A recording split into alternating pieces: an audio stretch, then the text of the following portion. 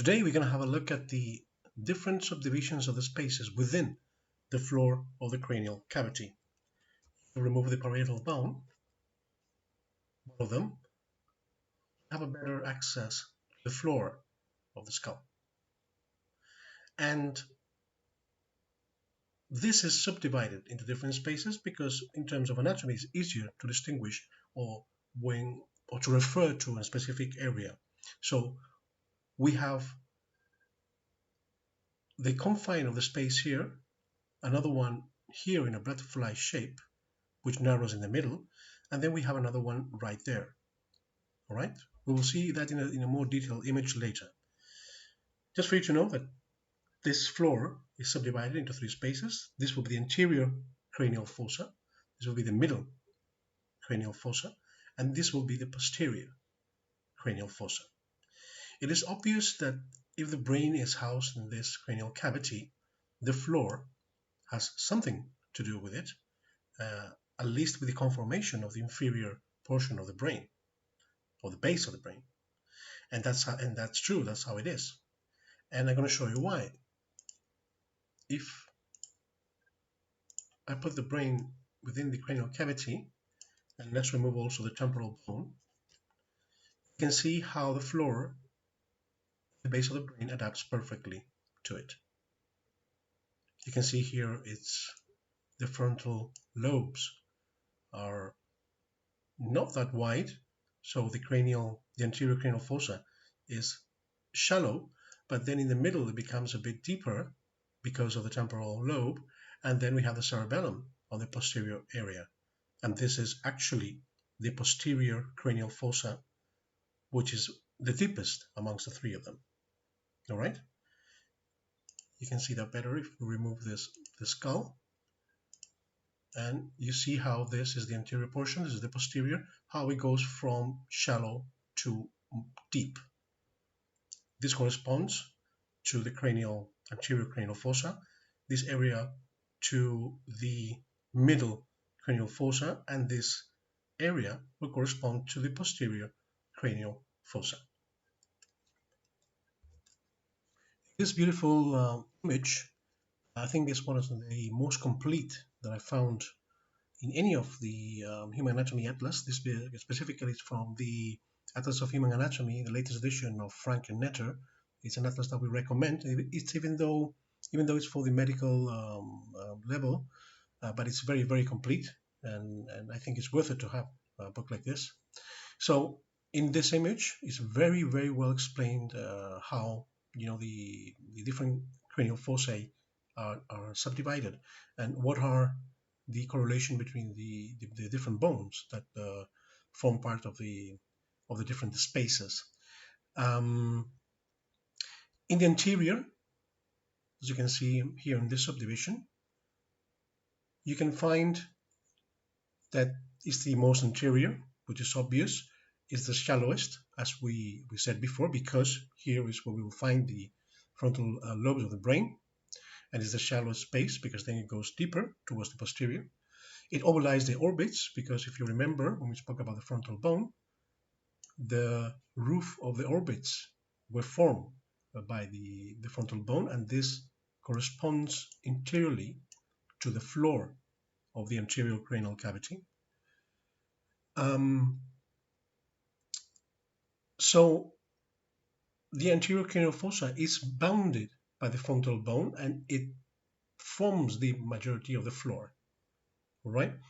The lesser wings, which we spoke when we spoke about the sphenoid, the lesser wings of the sphenoid form this ridge, prominent ridge or lip, which will delimitate the area of the anterior and the middle cranial fossa. All right, that marks the boundary between the anterior and the middle cranial fossa. And one of the most characteristic aspects of this anterior cranial fossa is that you will find in the midline the portions of the ethmoid bone, which will be specifically crista galli, and the surrounding area on each side, which will be, as you know, the cribriform plate.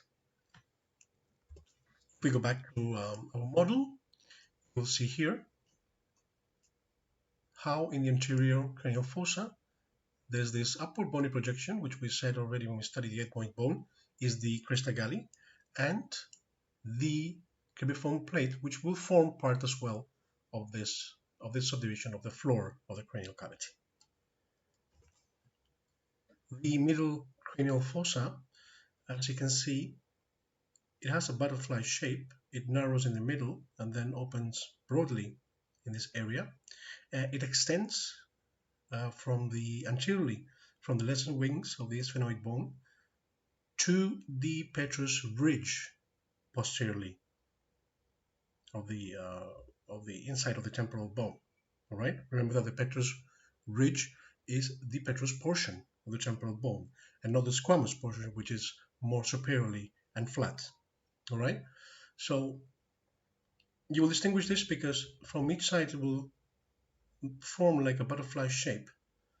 As I said, it narrows in the middle and opens widely on each side. So remember, the butterfly shape corresponds always to the middle cranial fossa and is located posteriorly to the anterior cranial fossa, as obvious. Very important landmark in this area, you can see here, is in the midline, the upward bony prominence. As you know, when we studied the sphenoid bone, this corresponds to the sella turcica. Okay, and well, that forms part of the middle cranial fossa, as you can see here, sella turcica, and at the same time subdivided into different areas, which we're not going to see right now.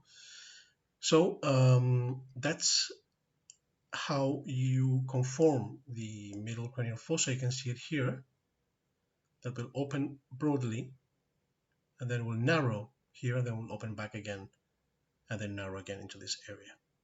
All right, that will be the middle cranial fossa. And the posterior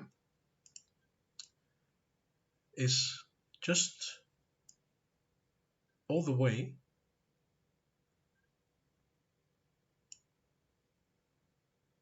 to this area.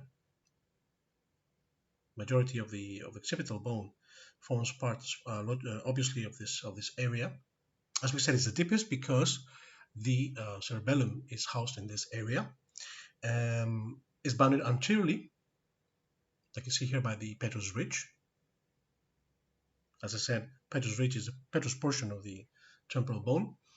And the occipital bone forms the floor, as we said, mostly of this area, and posterior wall as well. All right.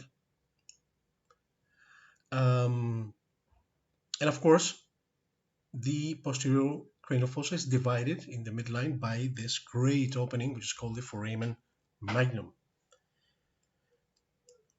You have, of course, different openings from blood vessels and nerves all around this, mostly concentrated in the midline, in the middle cranial fossa. I have specified them for you in the text of this lecture. I'm not going to enter into it. As I said, I don't want to get this too complicated.